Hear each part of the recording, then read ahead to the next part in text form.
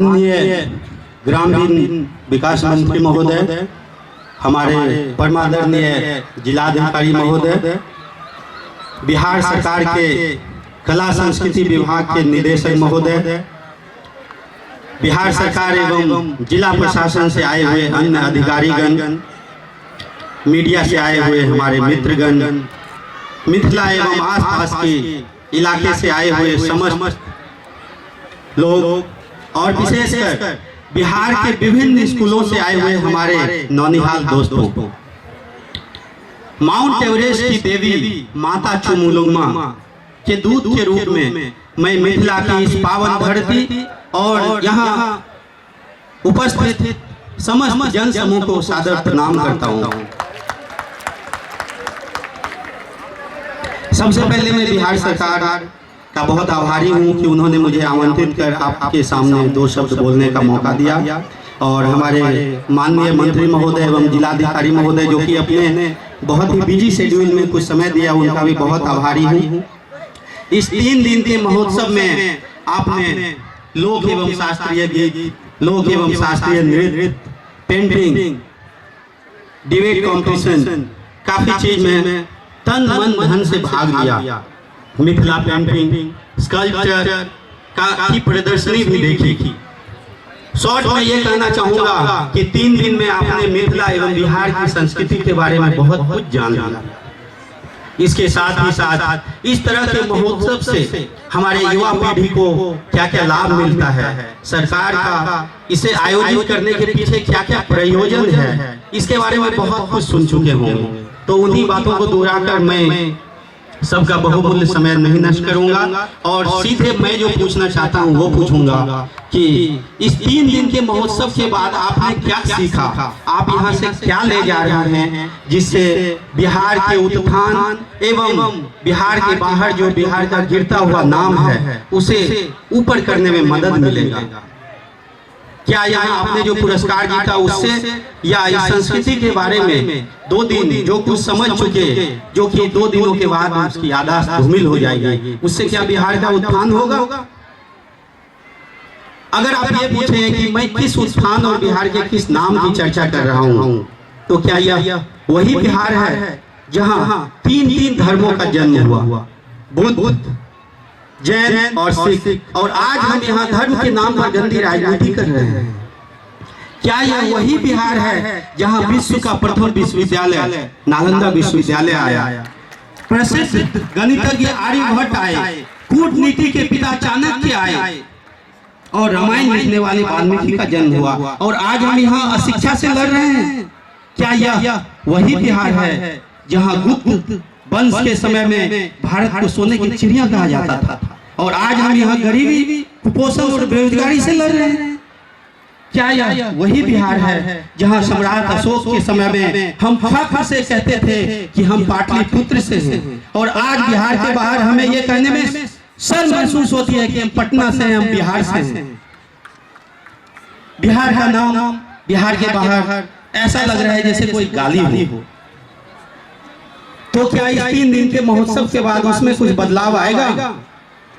आज जब बिहार के बाहर हम बिहार का नाम लेते हैं तो लोगों के दिल में जो तस्वीर बनती है वह है दिल्ली में रिक्शा खींचने वालों, गलियों में सब्जी बेचने वालों, स्टेशन पर चाय और चनाचूर बेचने वालों, मुंबई में धोबी, नाई और कारखाने में मजदूर की। क्या हम उसमें कुछ बदलाव ला सकते हैं? ला सकते हैं अगर आप अपने सोच बदलें, विचार बदलें। आज जो माँ बाप अपने बेटे को बाहर मजदूर, चनाचूर बेचने वाले, रिक्शा भेजने वाले के रूप में बाहर भेजते हैं, अगर वही माँ बाप अपने बच्चे को दृढ़ संकल्प से पढ़ाएंगे और डॉक्टर, इंजीनियर और प्रशासनिक अधिकारी के रूप में भेजेंगे तो यह तस्वीर बदल सकती है। आप लोगों में से कुछ जन को यह लग रहा होगा कि ऐसा कैसे संभव है, जो बहुत जन्मांतर से मजदूरी करते आ रहे हैं, मेरे कहने से क्या वो डॉक्टर, इंजीनियर बन जाएंगे? तो मैं इसका हाँ या नहीं में उत्तर नहीं देकर एक छोटी सी कहानी आपको सुनाऊंगा। आपने हाथी को देखा होगा, एक विशालकाय हाथी जिसके मोटे पांव में एक छोटी सी रस्सी लगी रहती है और वह उससे बंधा रहता है, कभी तोड़ने की भी कोशिश नहीं करता। क्यों? क्योंकि बचपन में उसे सिक्कर से जकड़ दिया गया था और उसने बहुत कोशिश की इसको तोड़ने की, वह असफल रहा। तो मानसिक रूप से वह अभी ये समझ बैठा है कि हमारे पैर में जो ये चीज बंधी हुई है वह कभी टूट ही नहीं सकती है। तो आज के बिहार के जो नव युवा हैं उनका भी यही हाल है। वो मानसिक रूप से यह समझ चुके हैं कि हम मजदूर हैं, मजदूर ही रहेंगे, जो रिक्शा चलाते हैं वही रहेंगे। लेकिन अगर हम थोड़ा सोच में बदलाव लाएं तो दुनिया में कोई भी चीज असंभव नहीं है। ये मैं कोई नया थ्योरी नहीं दे रहा हूँ, ये मिथिला की संस्कृति, बिहार की संस्कृति, भारत की संस्कृति में हजारों साल से है। और इसी चीज से सीख लेकर आज मैं भारतीय प्रशासनिक सेवा तो अलग बात है, दुनिया की सबसे छोटी माउंट एवरेस्ट पर गया, क्योंकि ईसा से 600 वर्ष पूर्व हमारे महात्मा बुद्ध ने कहा था, अंग्रेजी में ये कहा गया है कि all that we are is the result of what we have thought, mind is everything, what we think we become.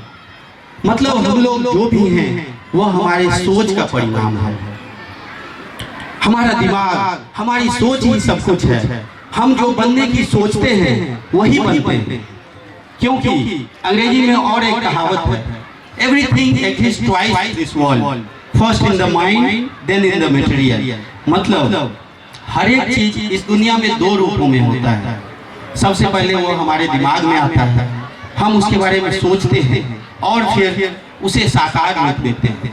इसलिए मैं यहाँ उपस्थित समस्त युवा शक्ति एवं अन्य लोगों से ये विनम्र प्रार्थना करूंगा कि अपनी सोच को बड़ा कीजिए। Dream big and change your dream till you fulfil it. बड़ा सपना देखिए, बड़ा से बड़ा, जितना आप सोच सकते हैं कि हम कर सकते हैं उससे भी बड़ा सपना देखिए और वो सपना साकार होगा। एक बहुत ही फेमस ब्राजीलियन राइटर और म्यूजिशियन ने कहा है, if you want to really achieve something, whole world will conspire to get it. मतलब किसी चीज को आप दिल से चाहते हैं तो पूरी दुनिया, पूरी कायनात आपको उससे मिलाने में मदद करती है। यह दुनिया उदाहरण से भरा पड़ा है। मैं कोई मतलब थ्योरी नहीं दे रहा हूँ, कल्पना की चीज नहीं बोल रहा हूँ। यह दुनिया उदाहरण से भरा पड़ा है कि आज तक बहुत सारे लोग सदियों से बहुत ही सक्सेसफुल रहे हैं, जिन्होंने इस विल पावर, सोच, माइंड की शक्ति, मेंटल स्ट्रेंथ का अच्छे से अच्छे उपयोग किया। आप लोगों ने अब्दुल कलाम का नाम तो भारत के बच्चे जानते हैं।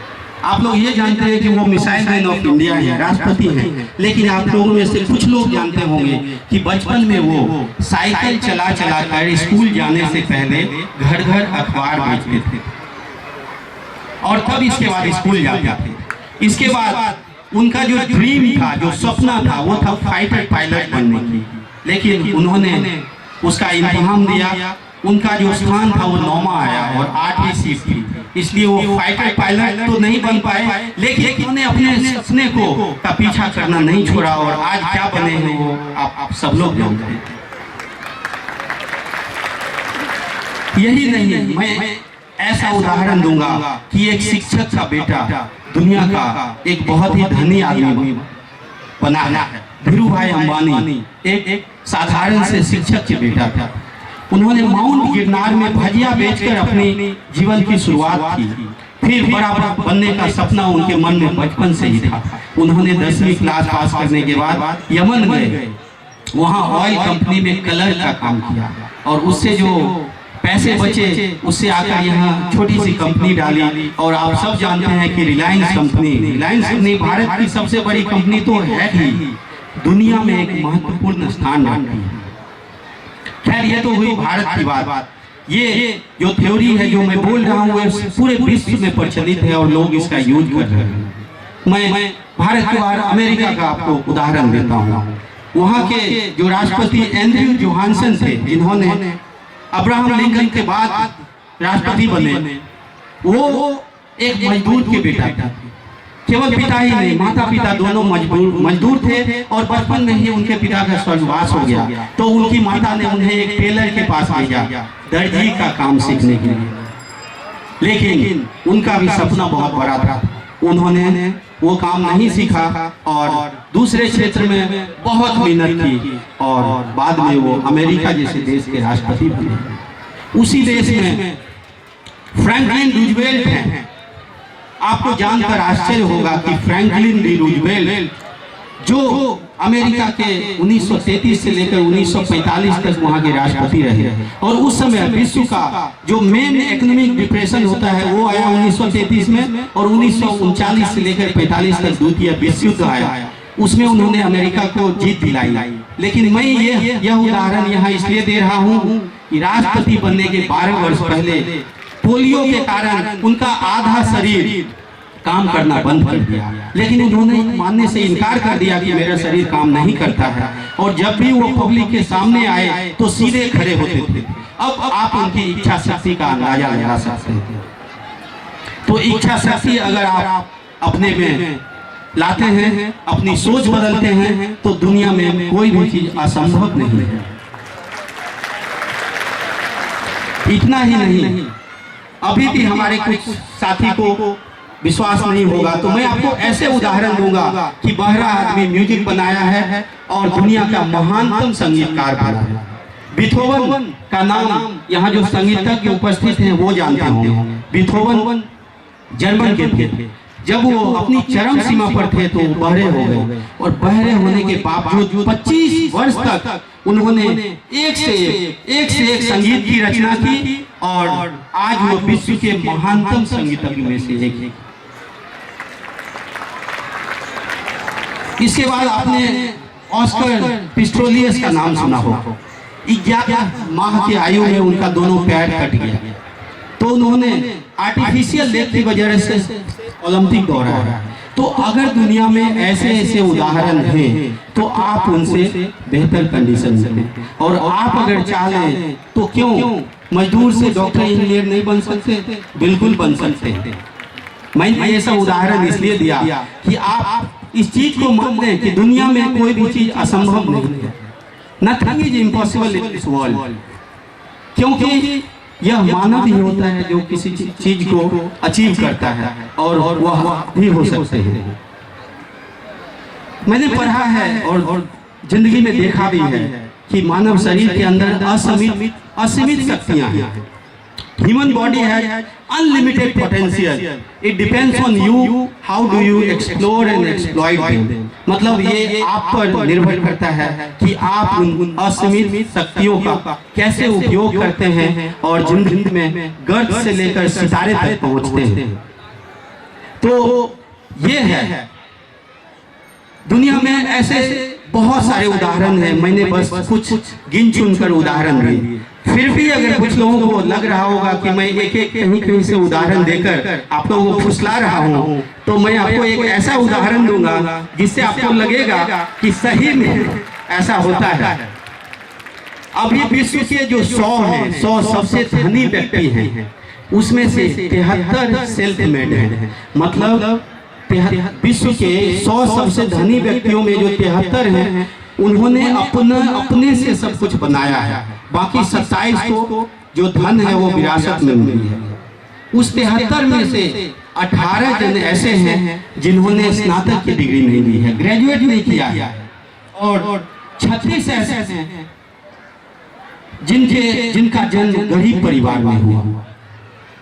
और इन दोनों का कॉमन 8 ऐसे हैं जिन्होंने 9 तो ग्रेजुएशन की डिग्री ली और 9 ही उनका जन्म धनी परिवार में हुआ।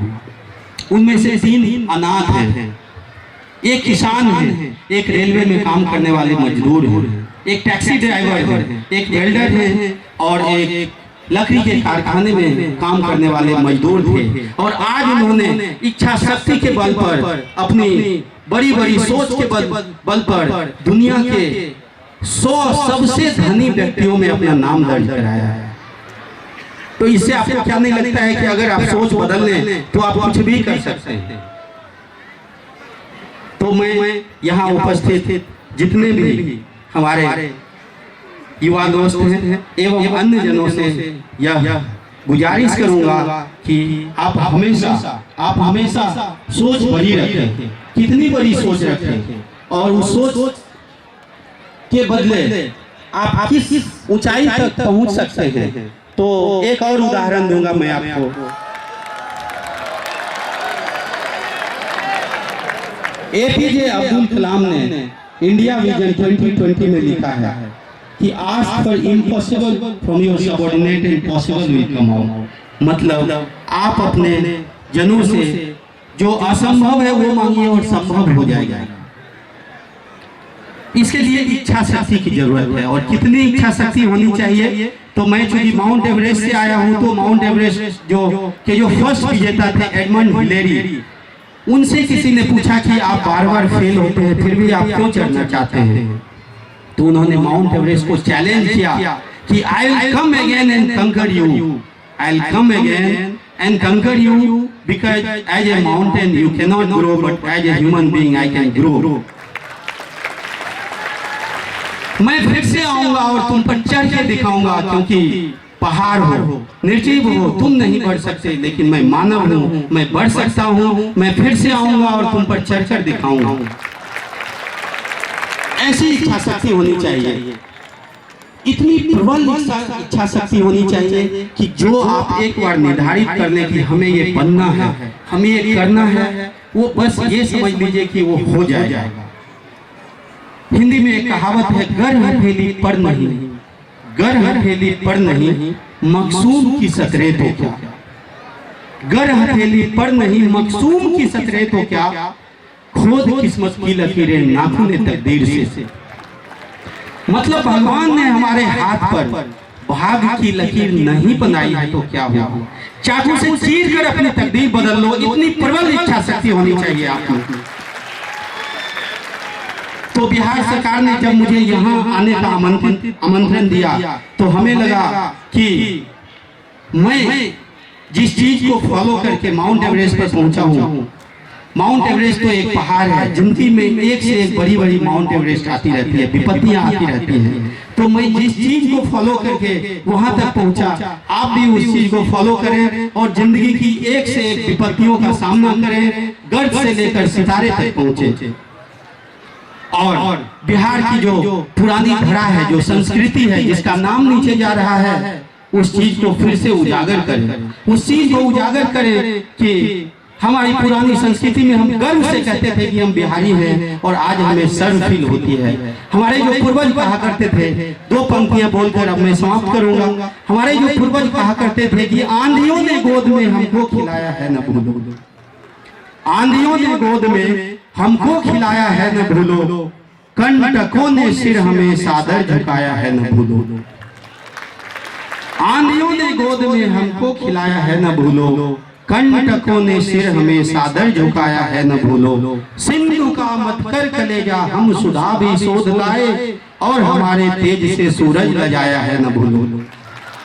ये है भारत की संस्कृति, और भारत की संस्कृति की नींव रखने वाले पाटलिपुत्र, बिहार, मिथिला की संस्कृति ये थी। और मैं आपसे आशा करता हूं कि भविष्य में आप इच्छा शक्ति के बल पर ऐसी संस्कृति भविष्य में फिर से लाएंगे। धन्यवाद। जय हिंद।